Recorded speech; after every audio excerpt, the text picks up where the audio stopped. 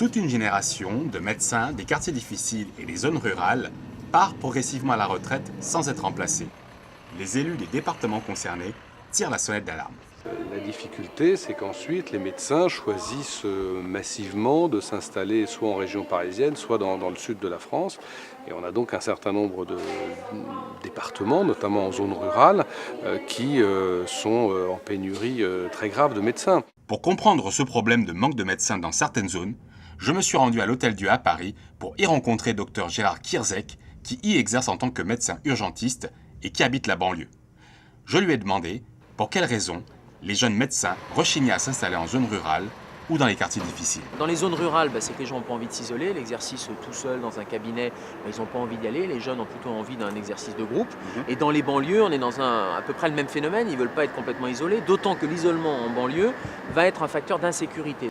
De l'autre côté du périph', dans la cité des Francs-Moisins, le docteur Ménard partage ce point de vue. Il y a effectivement des difficultés propres, intrinsèques, qui est la question du soin en zone où il y a une grande précarité. C'est effectivement plus difficile. De malade en malade et de cages d'escalier dégradées en ascenseur en panne. L'agression a eu lieu il y a quelques jours au rez-de-chaussée de l'un de ces immeubles.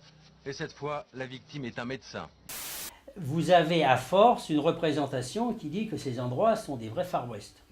Ça n'encourage pas à venir s'y installer. Face à cette pénurie de médecins, que peut-on faire pour attirer les jeunes généralistes? Il faut que les jeunes, pour venir s'installer, ils dépassent ces représentations négatives.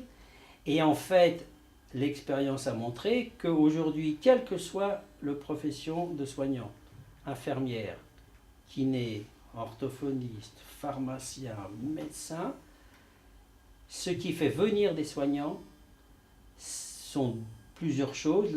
Le premier, c'est de s'inscrire le projet professionnel dans un projet collectif, pas travailler tout seul, et que la nature de ce projet professionnel soit très gratifiant et très intéressant.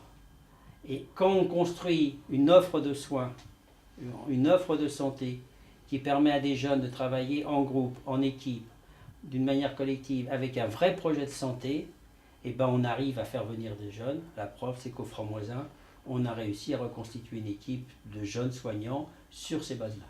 Pour faire face à la pénurie de médecins dans certaines zones, certains politiques, comme le sénateur Hervé Moret, préconisent des mesures coercitives.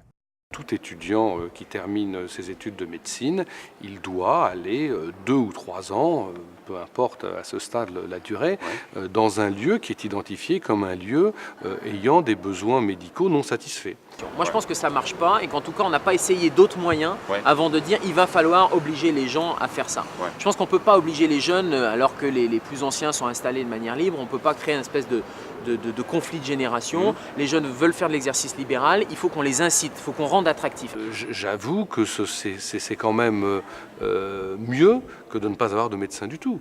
Parce qu'aujourd'hui, on a vraiment des territoires sur lesquels les élus désespérément tentent de faire venir des médecins. Quant au gouvernement, il hésite toujours entre inciter les jeunes médecins à s'installer en banlieue ou les y obliger. Je laisserai conclure le docteur Ménard. Pour quelle raison a-t-il refusé de partir d'une banlieue si difficile comme les Francs-Moisins, contrairement à bon nombre de ses collègues?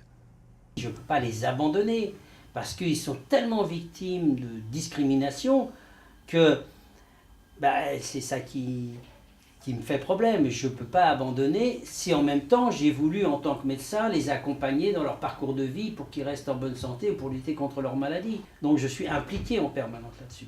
Alors moi tout seul, non, je fais ce que je peux à mon niveau tout seul.